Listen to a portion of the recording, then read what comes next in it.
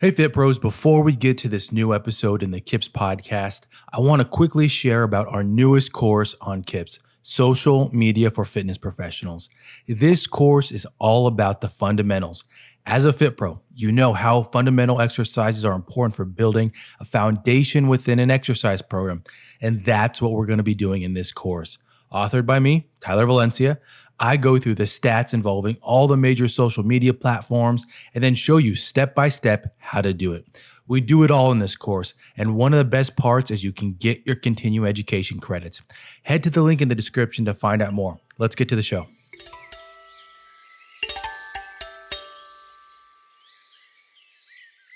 Welcome to another KIPS Roundup podcast episode. My name is Tyler Valencia. I'm the president of KIPS and Time to Train Fitness. This is the January 2023 episode, the Roundup episode, going over the content from the previous month, give you a little bit of a summary on what it was about, hopefully entice you to go listen. The links will be in the description. Also in this episode, of course, going over the top listening cities from January. Let's start with my little opening spiel. This time, I'm going to be talking about the time of the year as fitness, health, wellness professionals. I honestly feel like I haven't seen from the general audience. So I'm talking about social media, people making jokes about their redo posts about, okay, I want to redo already. Hopefully the next year, 2024, might be better, yada, yada, yada. You know what I'm talking about. If you scroll through Instagram in January of any year, you always see those posts about saying that, okay, next year I'm going to be working on my resolutions. And so what does that mean? Does that mean that people are hopefully getting back into the routines, feeling that they do have an idea? And maybe that's a good thing for us, for health, wellness, fitness professionals, that maybe they are open to ideas on how to get back on track, because that's been one of my things that I've talked about in different podcast episodes, is that the information, the education, and hopefully the availability of health, wellness, fitness, it's not really out there, in my opinion, still. And as time progresses, hopefully it gets better. And I think that the general consensus has always been, how do I get there the quickest? What is the quickest way to do it? Because I don't have X, Y, Z in order to get there. There's always something in the way, and changing that mindset is tough. It's tough for us in this profession because it's not a quick fix. It's not an overnight thing. You're not going to all of a sudden move better. There's going to be some struggles in the beginning. And so helping individuals in or with our tools, it's tough. And so that's why part of it, and I know this is a hard pivot here, about why do I keep clamoring on about online workouts or offering your services online? And the big one is options. I think that over the last few years, individuals that are busy, work from home, or maybe they are just stay-at-home professionals, that they need options. They need good options. And there have been options already prior to the last few years. And their openness to these has hopefully grown. Learning about what's out there and how it can help them, it's a positive. And so now flipping it to, if you are, whatever your profession is and where you lie on the health, wellness, fitness spectrum, if you offer online, you give yourself options. You give yourself options to have that on top of what you're already doing. And along that is that what you learned from that process. If you are doing online workouts, offering online coaching, and you're marketing those, or and you're creating content, you learn so much throughout that process that's going to help you be a better professional. There's nothing in my mind that's negative about creating content for any social media platform. Is there negative stuff out there? Yeah, but you have to get over it. It's not that easy, and there might be more in that, but you got to get over it because there's so much benefit to it that maybe it's just you do your posts, you do all the steps you need to, you do a little bit of engagement, and then you just turn it off. Okay. Or maybe you are more engaged with it and you are using the platform to its fullest, no matter what platform that is. And it helps you grow. It's necessary to grow. I remember it had to be at least 5 to 8 years ago when I was fully working as one-on-one group instruction while I was trying to grow KIPS, and it's necessary to grow. And I remember that there were professionals that I worked with that they didn't. They said, "Oh no, there's nothing. I don't need to do it. I can just show up." And I feel like we come across those individuals still that think that they can just show up, just do their session, and they're done. And I know that there's a whole thing to unpack with that gyms should be paying their instructors to promote their classes without it being an expectation. But on top of that, if you are an instructor from that viewpoint, you're building value in yourself.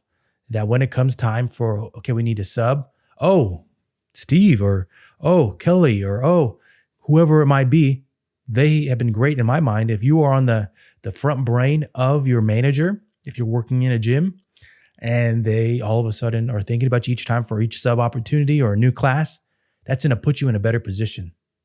So think about that way. Now, from the online perspective, if you are doing online work as you're promoting yourself, now all of a sudden you give yourself an option down the road. Let's say that explodes, or maybe all of a sudden it gives you opportunities to do other things. Benefits right there. Lots of benefits right there. So that's my spiel there to kind of start us off for this Roundup episode. Let's now get to our admin work and get to the top listening cities of January. I'm going to start from the bottom here. And if I mispronounce anything, I apologize in advance. But number 10, Christchurch. 9, Brussels. After that, Ashburn. Going international again with 2 more, Limassol, Frankfurt, Williamsburg, Calgary, Iowa City, my hometown where I live, Chandler, Arizona. And then lastly, as always, Columbus, Ohio, coming in strong. As I always start it's always mentioned in this part, thank you for listening, but also if you have a question, topic, anything you want us to explore on the KIPS podcast, send us an email with the subject line podcast to info@kipsonline.org. Thank you as always for listening to the KIPS podcast, being a listener, subscribing, leaving a review. All that stuff helps with letting this podcast grow and hopefully getting it out to other professionals out there, helping them grow their profession. Talking about the podcast episodes from January, there were 3 podcast episodes, 3 that I think really were a good foundation. Well, before we get into those, I have to mention that with 2 of them, the ones with Jason Cohen and Joe Alvarado, there is a video version. If you would like to watch the KIPS podcast, the video version of it, head over to YouTube. There's a link in the description to the KIPS YouTube channel. Click on it, subscribe, and check out the KIPS podcast. You can watch it there, listen to it there. You can get it running. You could see the guests, myself, talking about the topic. And this is something new for 2023, recording them for YouTube and, of course, putting them on all your favorite podcasting platforms. Let's now talk about the episode with Jason. Now, Jason is somebody that I connected with in 2020. I had been taking his wife's cycling classes on YouTube, Kaylee Cohen. Now, if you are familiar with them or if you're not, they are huge. They just crossed the 200,000 subscriber count on YouTube. And that's just one of their channels. Their second channel, which is Kaylee Cohen's Strength, is over 20,000, I believe. So they have their YouTube channels that are in the fitness space. They record high quality content, high quality YouTube content. They do live rides. If you want to check them out one of these days, or maybe you just want to see the content, what I would actually recommend is on a Saturday, see when their next live cycling ride is, and just be blown away. This is 2 individuals that are not from the broadcasting spectrum. They have just learned it on their own. And there's great information out there, and they have that mindset to learn, grow their channel, grow their subscribers, engage, all that kind of stuff. Check out a live ride from them and just look at it and be like, wow, this is all happening right there. They are the graphics, the transitions, different camera angles, all in one place. And Jason is the one that does it. He's the producer. So he is the one changing all those with his deck, with his ability on the computer. It's just amazing. And so In this episode, we talk about his strategies and also how he looks at creating content. That's one of the big things that I know all of us, if you are in this profession, it's hard to come up with creative ideas. And one of the unique things that it's going to be the podcast clip that I'm going to share here is Jason talking about how he comes up with content that's relevant to what's going on right now. So he uses the tools that he has. He uses YouTube trending. He looks there, he looks for something, and then the steps that he goes from there. What and how I've kind of framed this on social media is if you want to learn from the best, here's somebody right there. I just talked about all the accomplishments that they have already. I mean, they also have sponsorship deals with Shimano, I believe with Stages as well, cycling. These are big name brands. And he is always willing to share that information with anybody that wants to listen. And that's the kind of approach that you also get from YouTube, that you get that community, you get that sharing because you know that this is a creative space. Now, let's get to that clip and hopefully you feel that extra step to go listen to his episode. It's basically trial and error and just trying to improve. You look at like your click-through rate or your average view duration, and it's looking at the previous month. And then this month, I'm going to either increase that by 0.1% or 10 seconds or whatever the case is. And it's just trying to improve on that. And then kind of looking at things in a big picture too, like January of 2023 versus January of 2022, like where were we? What were we doing? What was our average view duration that month versus now? What are we doing different in the videos now? We've gone from things of like funny, creative hooks in the videos to just being right on the bike and getting right into the workout. And then just kind of measuring those 30-second drop-off points in the average view duration, things like that. So I like looking at analytics. I like that side of it and understanding, looking at the analytics and understanding that there's some type of human psychology behind that as well. And just kind of learning the viewer and learning what works for the viewer. A quick promo break here in the KIPS podcast. If you've been a fan of this podcast, you know that before end of each episode, you're going to hear a promotion for the Naboso Duo insoles. I've been using them for probably a year and a half, and I personally think they're game changers. I think everybody should get them, try them out, see what you think. And personally, I've talked about how I used to have foot pain just from sitting at a desk and then trying to be active, trying to go work out and not really being able to fully maximize it. So I always try to throw it out there for individuals to just try them out, see what you think, utilize them in your day-to-day, and hopefully improve your overall activity level. That's the key right there, activity level. So check them out. There's a link in the description for the Naboso insoles. They have a variety of them to check out, different accessories. Check them all out. See what you think, and hopefully come back and let us know that they've really helped out with your activity level. Let's get back to the episode. The second podcast episode released with KIPS in January was talking about social media strategy. And I think I'm going to start it the same way that I started this episode, talking about how I recently did an episode in a podcast talking about social media strategy to hopefully help beginners or even seasoned professionals with their social media content. And I kind of went back on some of the things I said. I went back on where to focus.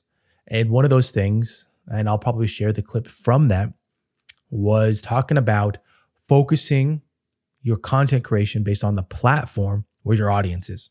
And that might sound like, wait, what are you talking about? I'm saying that 1, figure out where your audience is, and 2, create content for that platform. Do not waste your time with platforms that where your audience isn't. Now, I have actually done that myself. I did that, I want to say maybe 4 or 5 months ago. I got rid of, or I stopped posting on LinkedIn and Twitter. And there's nothing political associated with that, or nothing about, oh, this platform, that platform. I still go on some of those platforms, but my audience and where I'm getting engagement, they're on other platforms. So I create content for my businesses that are on that and evolving your content. Just a week ago from recording this podcast episode, this one that right now that you're listening to, I switched up the content for KIPS. the reels that are made for the podcast episode, that's something new. And they're going to keep evolving. So evolving your strategy, staying current, those are all things that you got to think about when you are on each platform.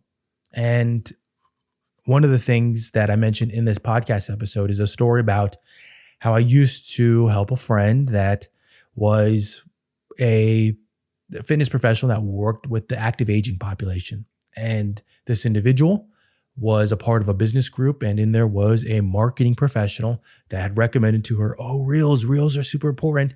And this was before Facebook really placed emphasis on reels.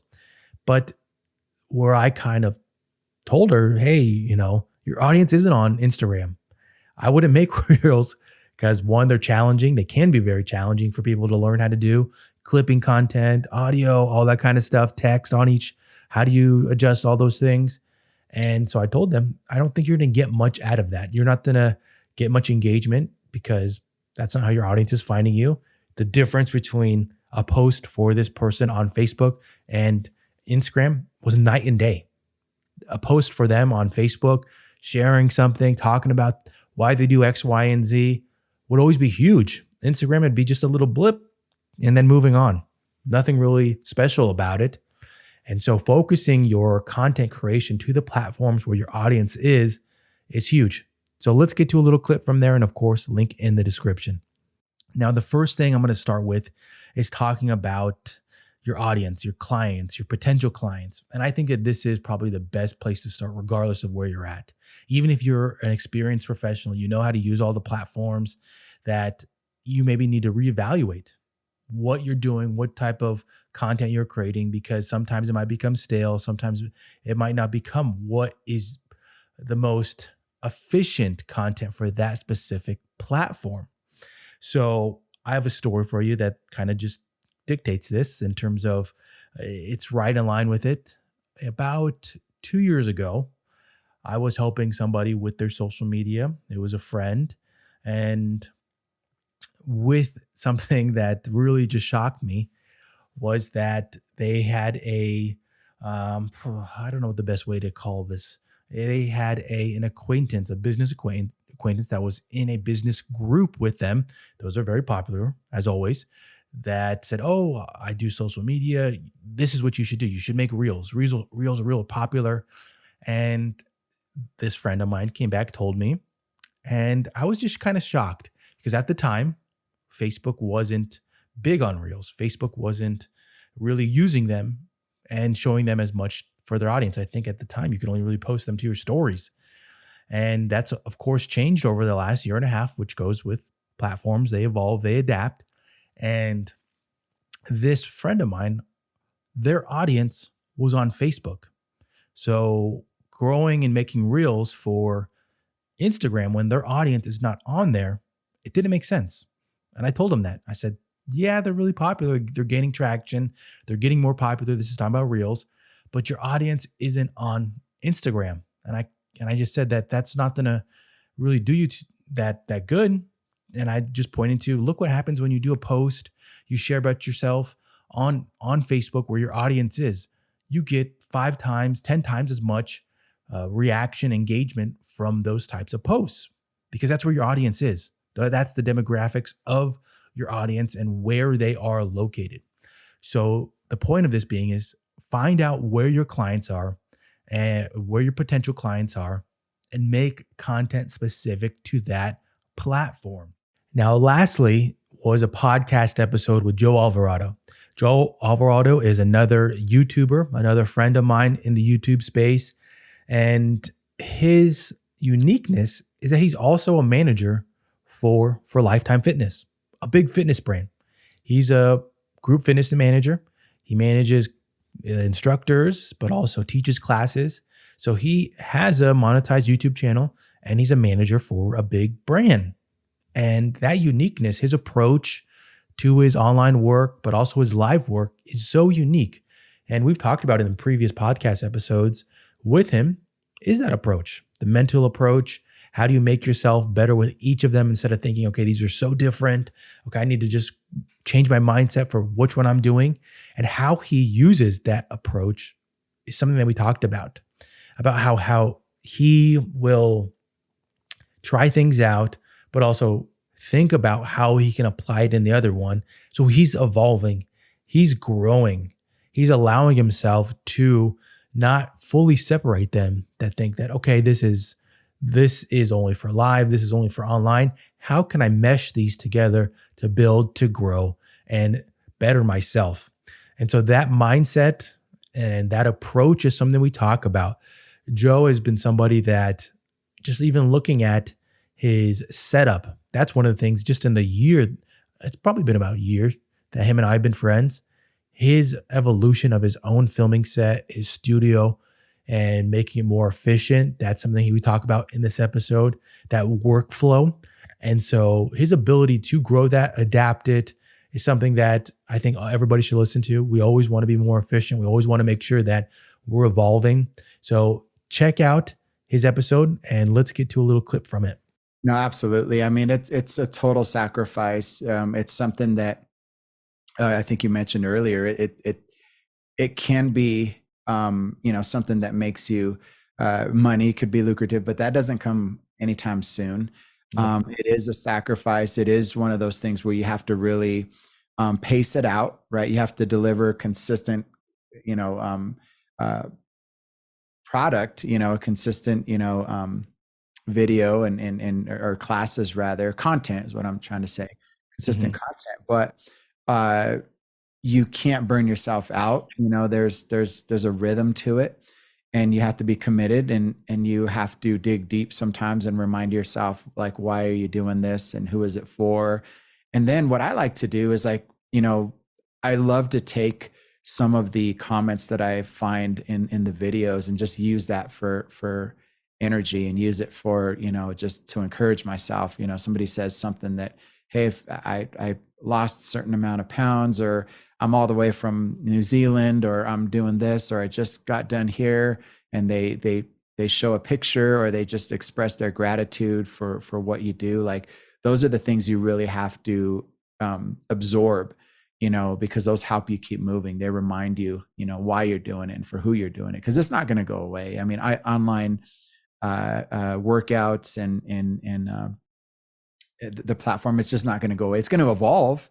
It's going to change in the quality and the engagement and what we can do with it to improve, but it's not going to go away. You always have somebody who is traveling, who and if I could just say this, one thing that I've noticed, and I'm sure if you've been to any gym, and maybe this is even you listening, people will go to the gym because they want to be around people, but they're still looking at their phone doing an online workout.